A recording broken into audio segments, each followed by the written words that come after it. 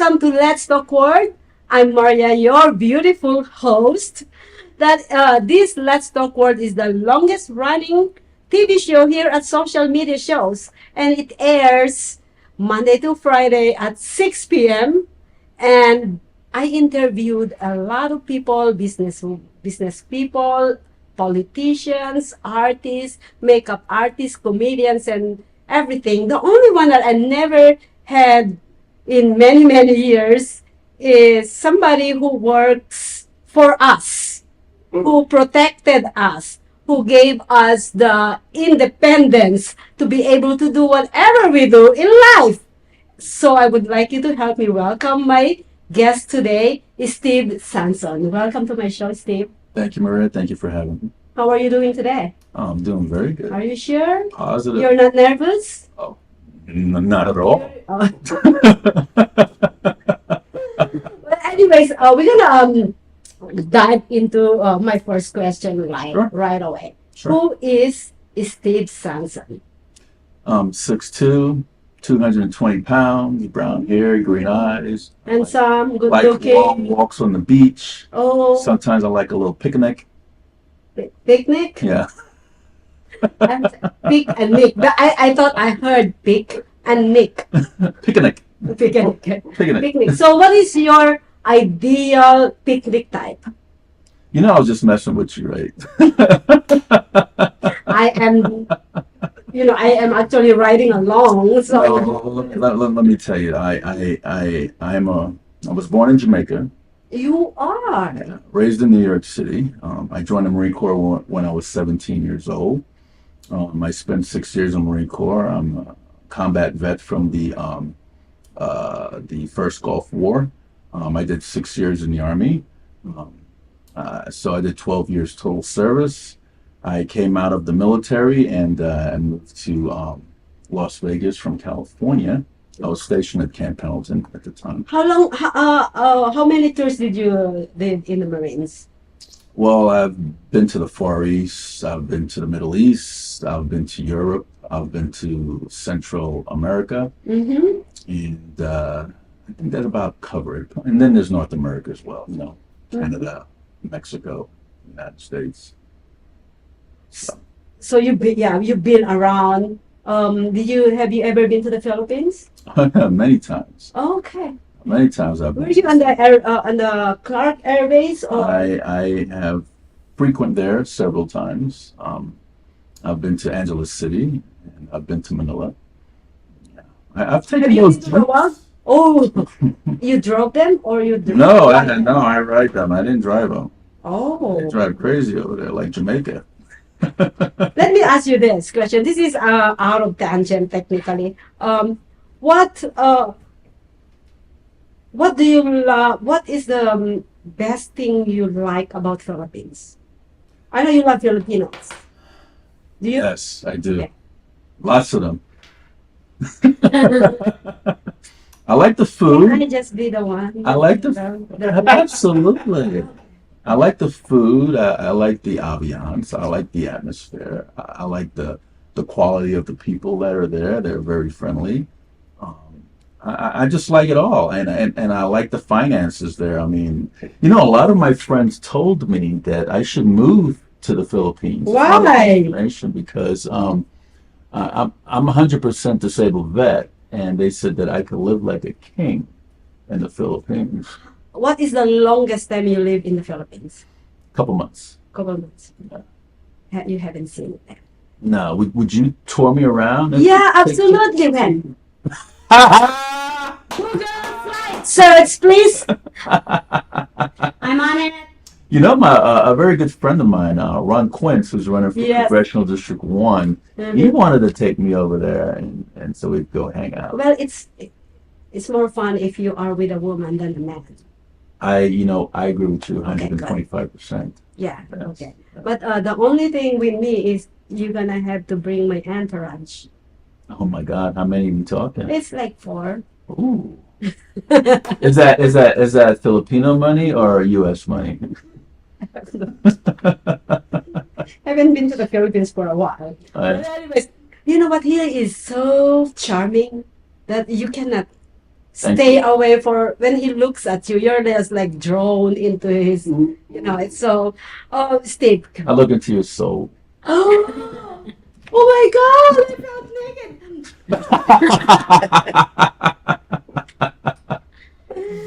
Okay, so tell me, what led you to where you came from to the path that you're in right now? I'm talking about the veterans in politics. Sure. I've been in Nevada since '95, and I bought a home in 1996. And when you buy your house, it was a new development. So when you buy your house, you see all this vacant land, and you Yes. want to know what's here, what's there, what's there. Mhm. So I look at the master plan, and the master plan said it was going to be all residential homes. So after 2 years of purchasing my home, all of a sudden the county commission wanted to put a fire station right at the end of my cul-de-sac. Now, I'm not against fire stations. I'm not against hospitals. I'm not against prisons. I'm not against none of those things. But who wants these things in their backyard, right? Yeah, right? Yeah. So I was asking, I went to my county commissioner, Erin Kenny, and she flat out lied to me. Oh, God. So when she lied to me, I end up suing the Board of County Commissioners. I wasn't victorious, but I was just trying to make a point. And I did have different stipulations on the fire stations. You know, they couldn't put their sirens on until they were about a mile away and all that stuff. So when that county commissioner lied to me, that's what got me into politics. And in 2003, years later, I decided to run for city council in Ward number 6, which was a relatively new ward. Is that the Henderson or the Las Vegas? Northwest of Okay. Las Vegas. And while I was running for city council, I received a phone call from a gentleman named Donald Fondasopoulos, who was the president of Veterans in Politics at the time, Oh. and asked me to come on board. Veterans in Politics has been around since 1992, and it came out of the Gulf War. So I was their media spokesman for a year, and Mr. Fondasopoulos got into some trouble with the media, asked me to run for president in 2005. So I ran for president, and I won. And I developed different What year is that again? 2005. 2005. And I developed different chapters across the country. Wow, congratulations. Thank you. And I put a chapter in Canada, in I believe it's Toronto, in the Ontario area. So I changed the name to Veterans in Politics International. And from there, we educate the public on candidates running for elected seats. We champion legislations for veterans' rights, and we expose public corruption. So those are the 3 avenues that we do in Veterans in Politics. And I have our own talk show. We've been on the air since 2005. Yes. And we're just building our base. And people hate us, people love us. This is politics. But I've been in politics in this state since 1998, and ever since then, every election year, people are trying to take me out. They try to isolate me. They try to discredit me because we're very boisterous, and we don't take any bull crap from anybody, and we're right on what we do and what we say. So a lot of people can't handle that. Of course not. Yeah. I always say we is mentally weak. Yes. Yeah, they are. Jealous. A lot of them are jealous. Yes, I just actually commented on one of those I think yesterday. So when they need I said they need to see their psychologist. No, just kidding. I know a few. That's what I said. I'm sorry. I am mean, not mean. Okay, so you actually build other chapters. Yes. What other state do you have? We have one in Missouri. We have one in New York. I believe there's one in Michigan. Those are the ones that I can remember off the top of my head. But to be full disclosure, I'm more drawn into the one here in Nevada, Okay. and it's a full-time job, believe me. I mean, we just got out of a primary election. Yep. And now we're moving into the general election, Yes. and we're looking at 2026 when every single district court seat would be on the ballot. Mm-hmm. And we're also dabbled in the family court. Mm-hmm. And I wrote a book on, it's a self-help book on how to maneuver through or navigate through the family court system. And it should be published before the summer is out. Wow. So it shows litigants, what to do in family court, because 65% of family court is pro se. They represent themselves without counsel. So it shows them how to navigate through the system. So you navigate through the system without any representation? Yes, in family court, you can represent yourself.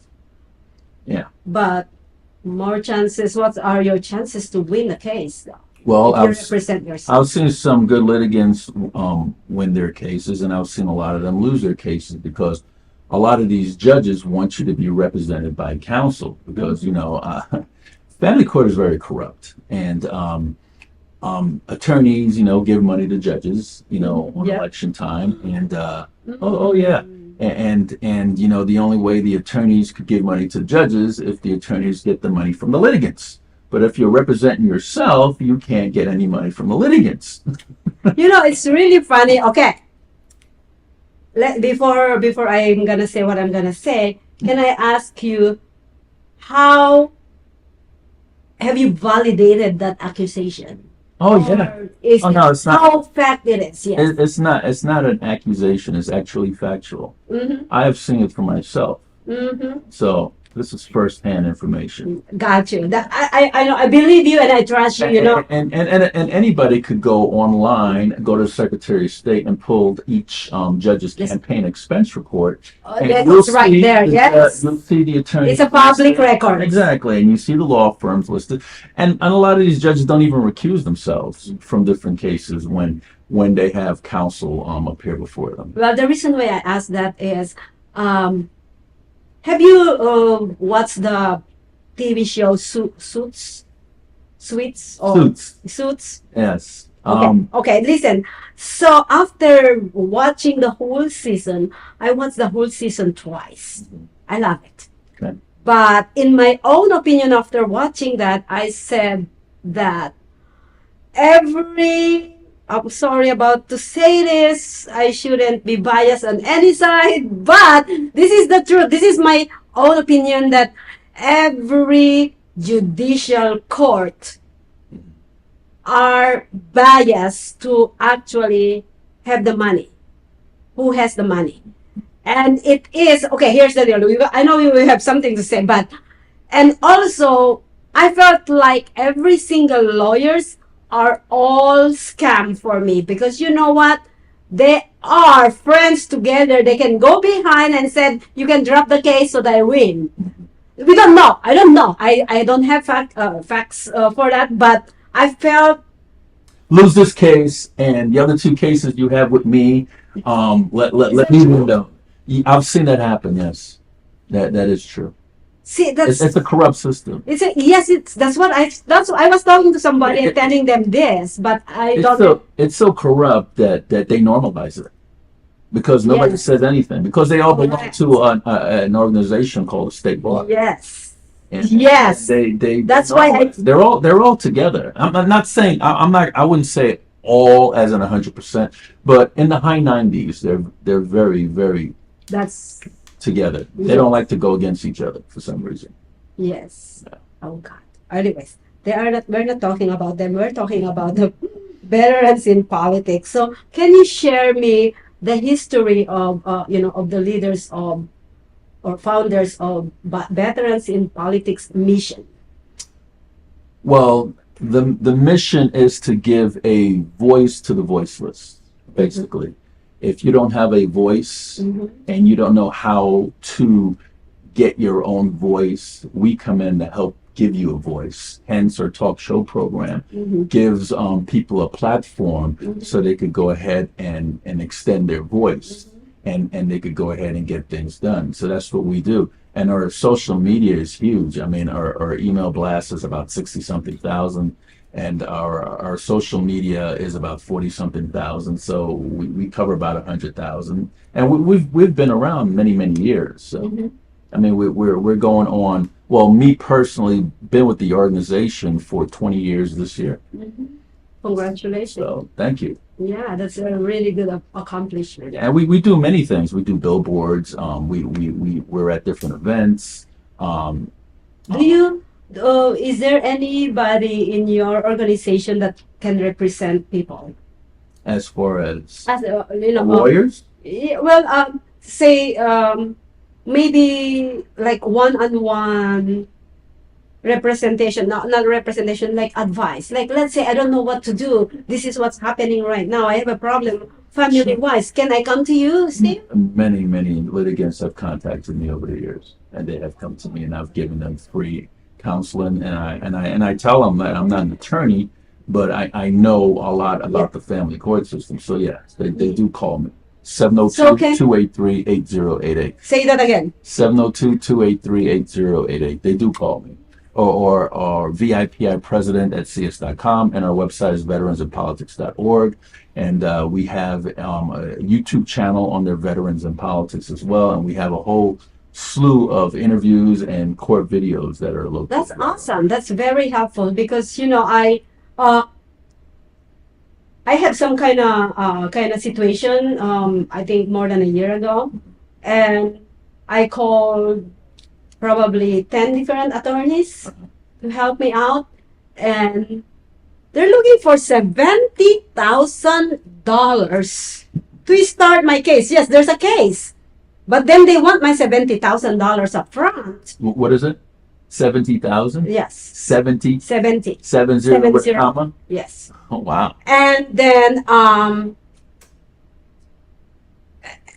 nobody want to take my case, where they said, everybody said it's a winnable case, but then I need to give $70,000. You know what? If it's a winnable case, they should Then- take it on contingency. Yes, right. So I was talking about them. This one wanted one actually take the case. Now I don't know if I can say this in on camera, but they look on what if we're gonna go with the case, how much could we get it back? And they said zero, and we saw zero.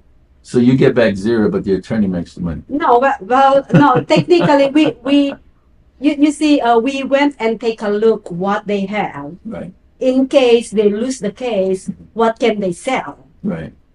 Or Oh, they wanted collateral. we go out, yes, collateral. That's what I don't know what you call it, but and then we're like, oh, this is. Yeah.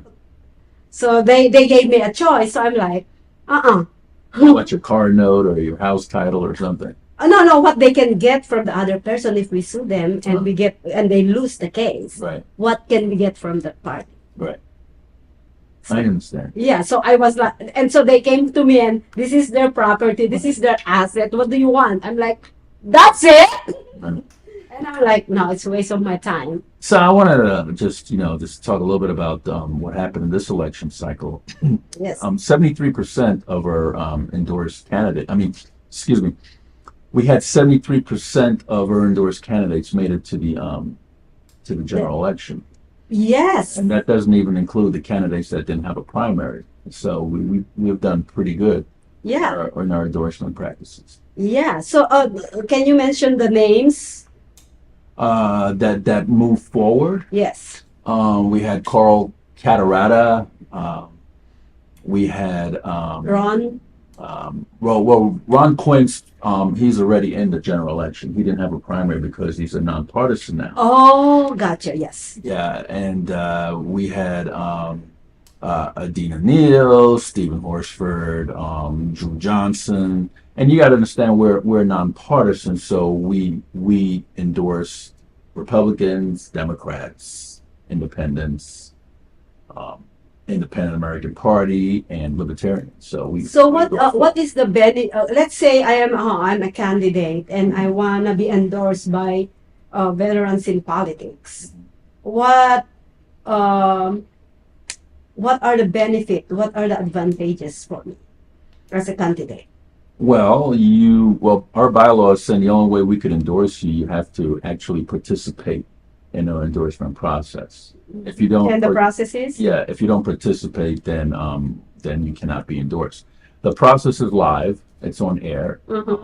We do it on Facebook, and we also take for other social media channels such as YouTube.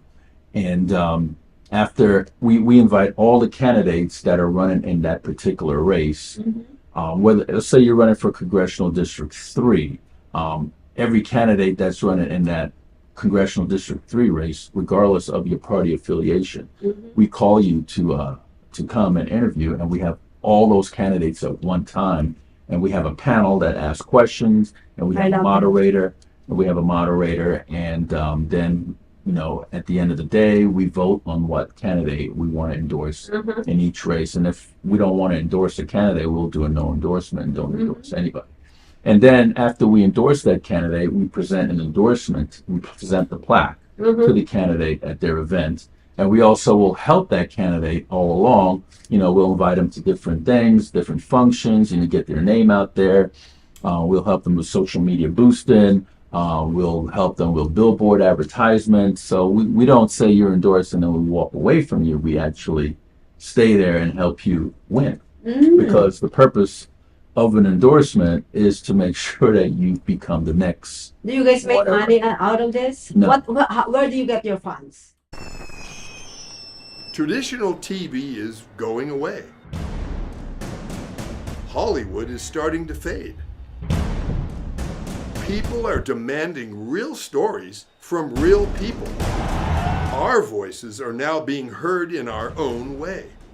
Podcasts, Facebook, Twitter, YouTube, and TikTok Live are becoming the norm. Internet TV has now reached the highest demand in human history. Social media shows is now the new media of the century.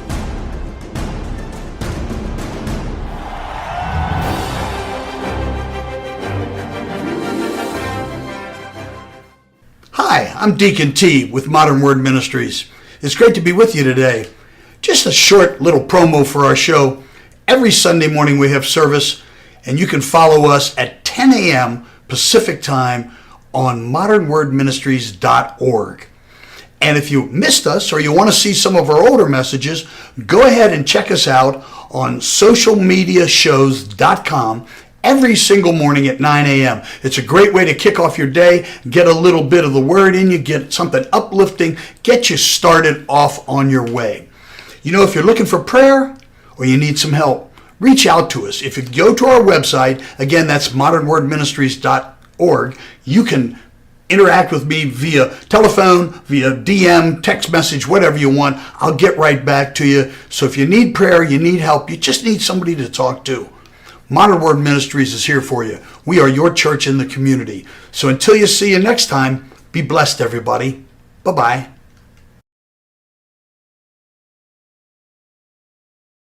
We've reached the age of live streaming on social media shows. You may ask, we're already ahead of the curve, so why do you need to advertise with us? Well, only 8% of the businesses in the U.S. are using digital advertising to grow their business. That's 2 percentage points short of reaching critical mass, which will lead to faster results. We have 20 plus shows with a reach of over 80,000. We'll give you commercial ads, website link, and connections to nonprofit organizations. So get your brand ready for digital monetization, for we are looking for sponsors, which will bring more traffic to your business and ultimately mean more sales. So let's bring the world to you. Inquire now. Do you guys make money out of this? No.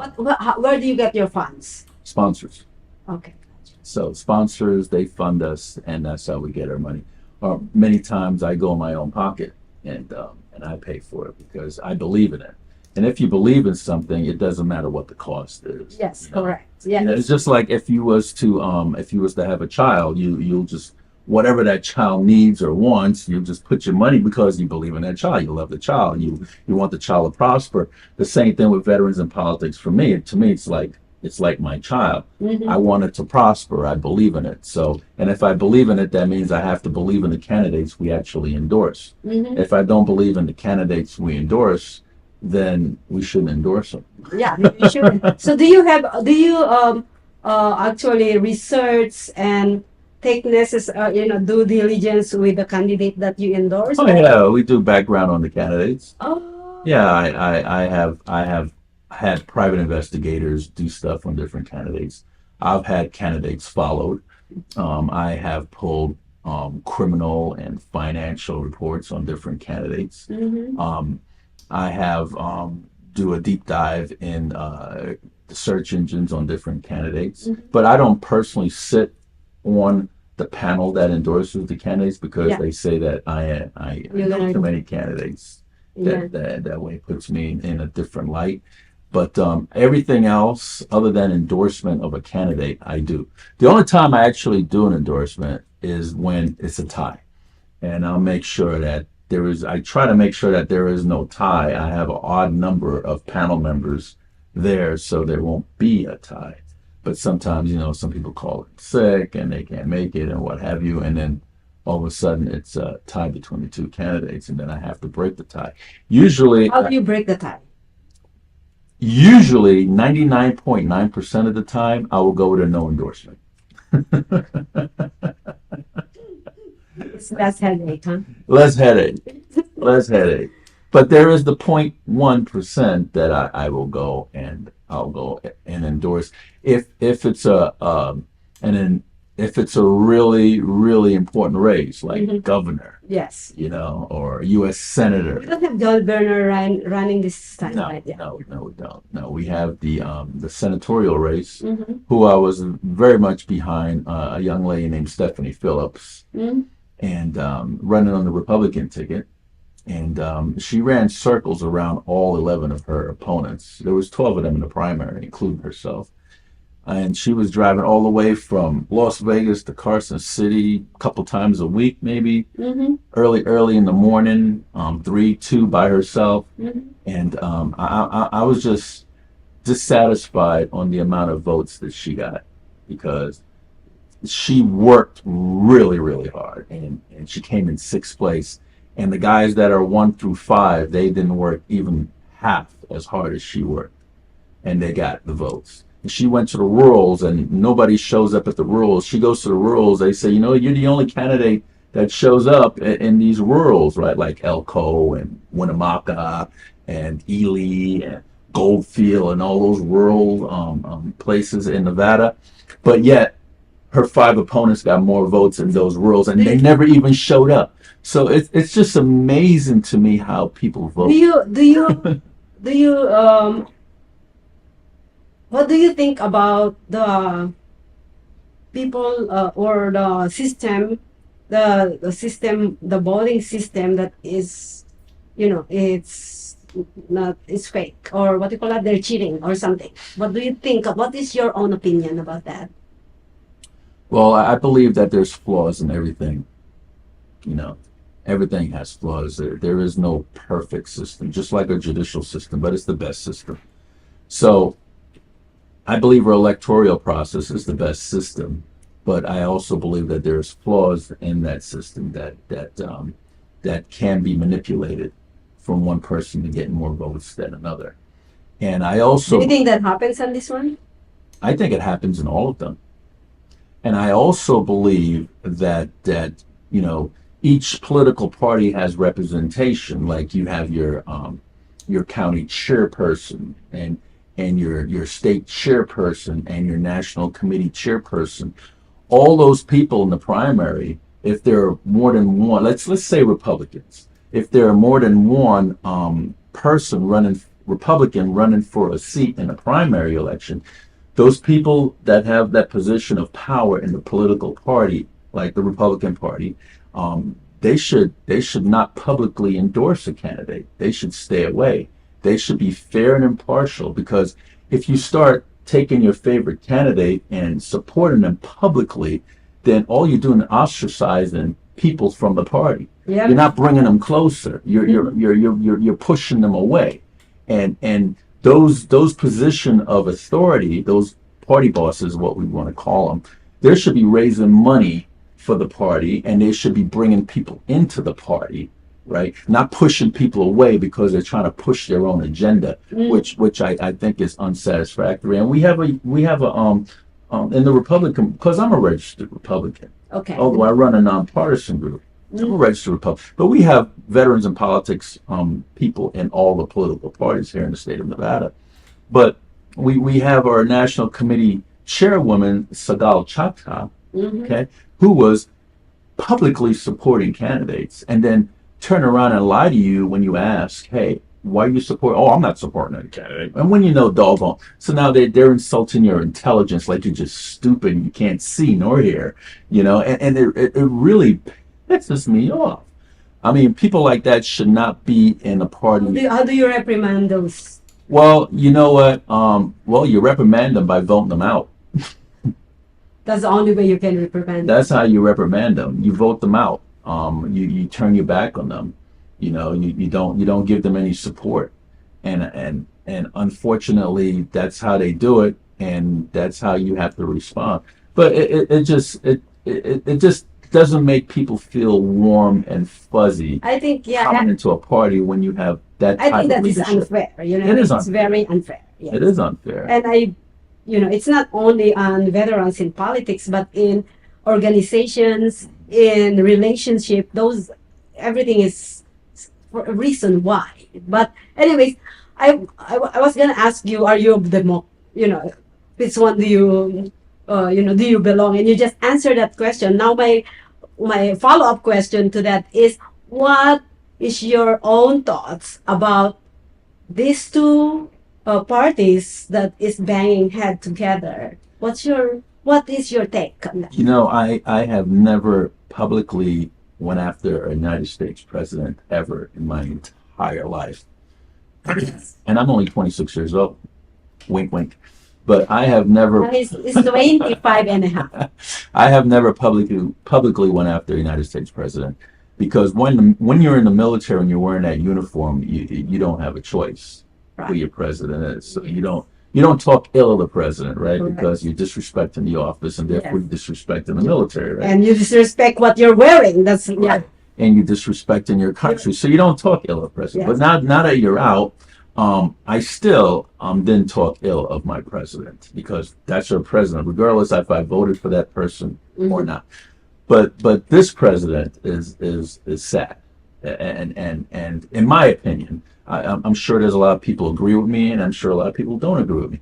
But when you have a president that doesn't know left from right, and falling downstairs and stumbling over words and misrepresenting himself in different ways, we're talking about a subject of Ukraine, but he's talking about people of South Africa, and that's very confusing. I'm just using that as an example. That person has to go. I think that there should be an age restriction. I think that there should be term limits for congressional seats and senatorial seats. I mean, if the president of the United States have term limits, senatorial and congressional should have term limits as well. I think there should be term limits for judges too, because why they don't? No, there's no term limits for judges. I think there should be term limits for district attorney. There's no term limits for district attorneys here. See, all these things. The longer you stay in something that you're more comfortable, you know how to play the game more better. You know how to make more promises and deals, and you become corrupt. I'm not saying that those different seats I mentioned, those people are corrupt. I'm just saying it gives more avenue for you to be corrupt, because you're comfortable. And a lot of people say, well, if you want to get rid of them, you learn the system. Yeah, really good. A lot of people say if you want to get rid of them, you vote them out. But how could you vote out somebody really that knows where to get all the money, that know where all the players, and you're a new person walking in, you have no name recognition. Yep. You have no financial background. You don't know what's going on. You don't. You're just blindly trying to do what you believe is best for the people you're trying to represent. Correct. But there should be term limits on judges too, because the longer you stay there, the more comfortable you get, and the more corrupt you become, and then you get the sense of, you become a narcissist, and you get this sense of entitlement. And you get this sense of empowerment, and that your shit don't stink because you are the almighty judge, And to me, that's a disgusting way to think, because everybody that's elected are supposed to be considered a public servant, And a lot of people don't know what that word is, and they're walking around with a title. Yeah, they are actually, we're paying them. We people are paying them to be there. And with all due respect, a lot of voters are stupid. They're just dumb voters and shouldn't vote. Although they should vote, but if you're gonna vote, educate yourself on the candidates. Don't say, "Oh my God, I know that name. Oh, I'm gonna vote for that person. Oh, that sounds like my grandma. I'm gonna vote." That is not a way to vote. Without any freaking research about that person. And- What does he represent? Who is this person? Right. How many people he killed? No. How much money did he embezzle? You see? Well, Who are you talking about? I'm just. So, what do you think about the judge? Or I think she's a judge that has been. She's talking about this black judge, where she was saying that, hey, when you're black, you run away from the police. Do you remember that news? Yeah, but you know what? What do you think about that? What is your opinion? Well, Do you run away from the police?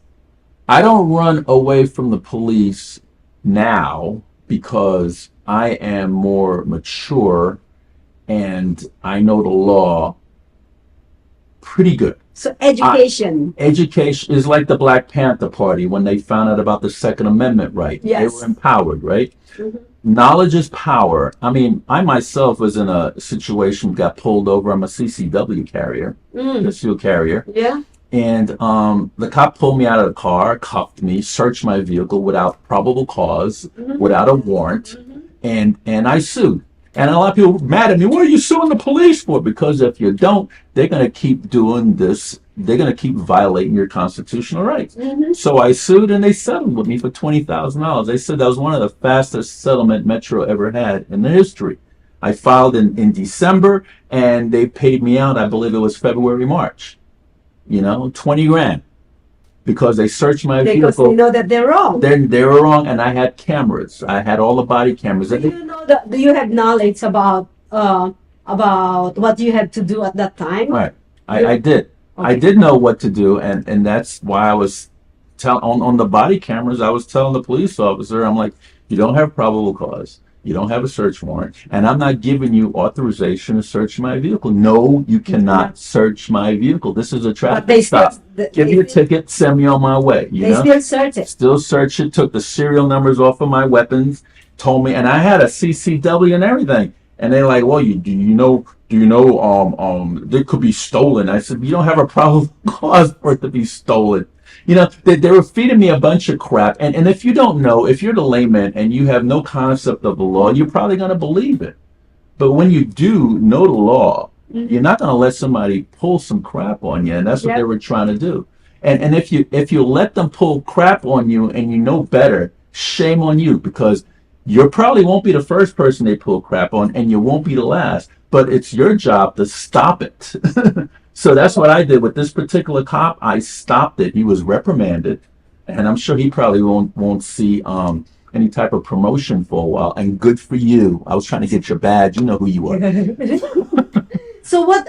So now veterans in politics. You guys help people, to educate them for those things.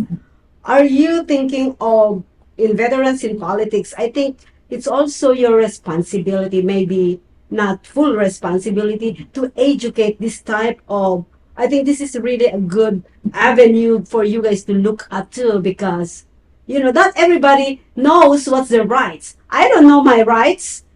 I have to go and search it online, and sometimes I get I don't understand what they're trying to do. Right. Do you think that could be something that you guys can also provide? Oh, we do that right now. Oh, you do? Okay. Yeah, we empower people to educate themselves, and we educate them, and we walk through and we tell them, this is the best course of action, and you probably want to consult with an attorney as well to make sure that what we're saying is right on, because we're not an attorney. Yes. And it's the same thing with these different organizations out there that endorse candidates.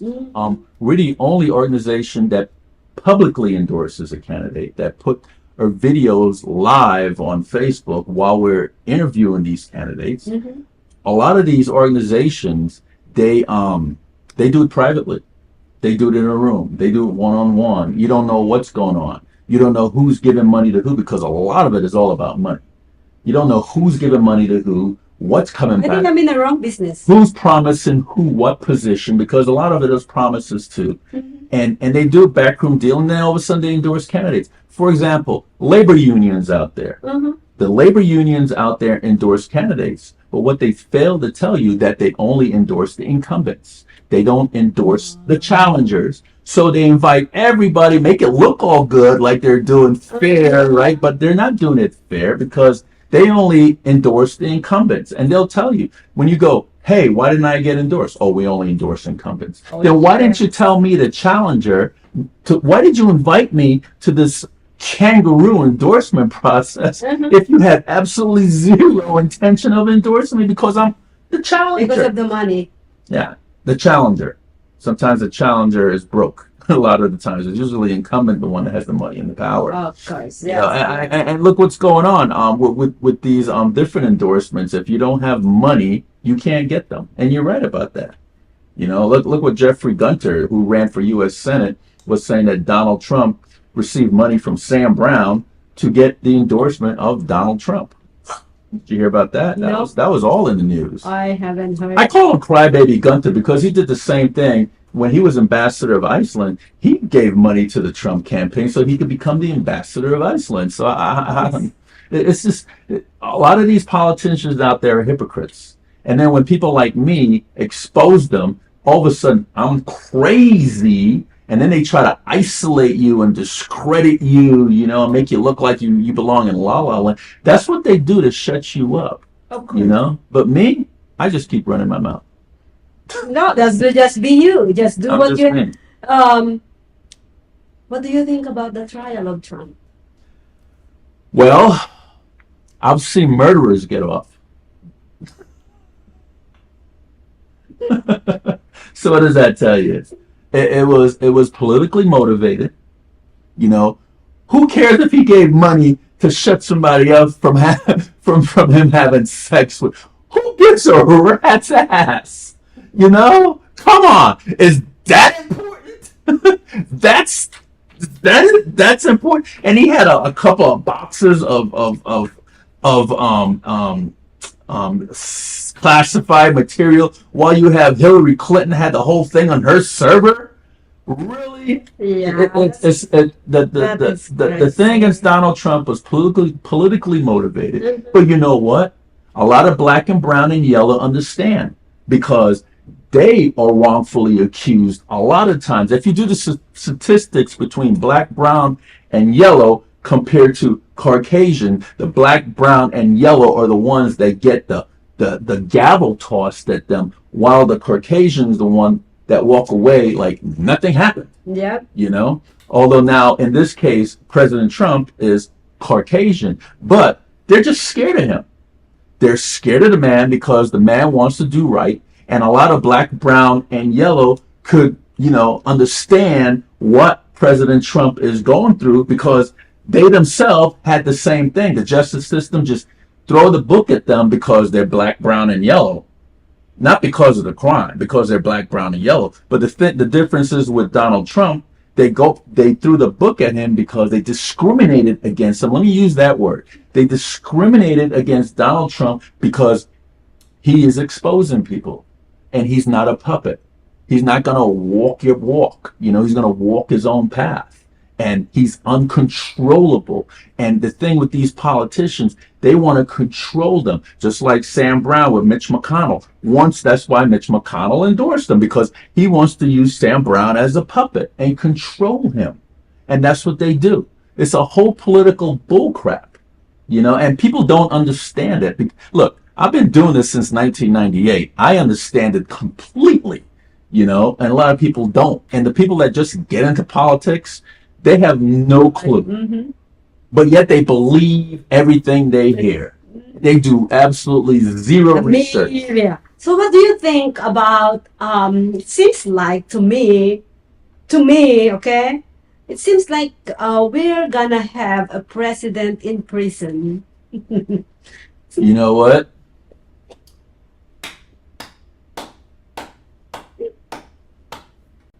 I want to see it. I truly want to see it. I truly want. I What think I meant is we're gonna have a we gonna, I know he's gonna win. Did you see the? he's going to win. Look, Yes. here, look here. There's a lot of people that were incarcerated, like for rape and murder, Mm-hmm. and all of a sudden they found out the DNA it wasn't them. You know, Yeah. I'm not saying everybody in Yes. prison is Of course innocent, not. Yes. but there's a lot of people that are there Mhm. that shouldn't be there. I mean, the United States have a high incarceration rate That's on a global scale, the highest incarceration rate in on a global scale. that's And I remember innocent. when Pence was running for vice president with Mhm. Donald Trump, Mm-hmm. and I went to Henderson. He was there on a rally, and I asked him. I said, "Look here. There's about 145,000 veterans that are incarcerated in state and federal prison.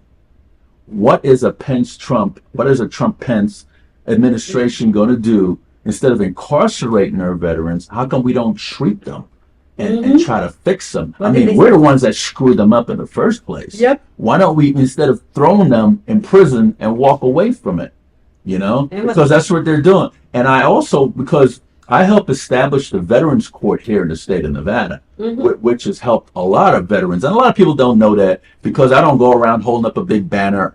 I did the Veterans Court, you know, but It's me. Yeah, it's me. Watch me. but I had help, guaranteed. There was lots of help with that. But people don't recognize our organization for doing stuff like that because they don't want organizations like us around because we're like a Donald Trump.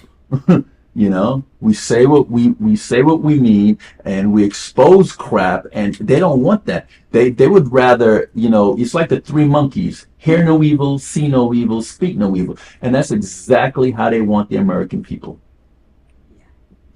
Yeah. Well, oh my God. Mm.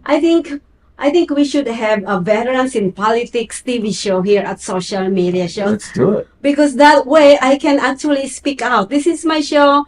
I am just a host trying to read their mind and dig into it and steer the kind of pot a little bit. But anyways, I'm gonna go on my last questions. What's the future? What's the future plan of Veterans in Politics? Well, I could go all the way up to 2026. There is about, in the state of Nevada, well, in Clark County, there are 58 district court seats. And every single one of those seats are up for grabs in 2026.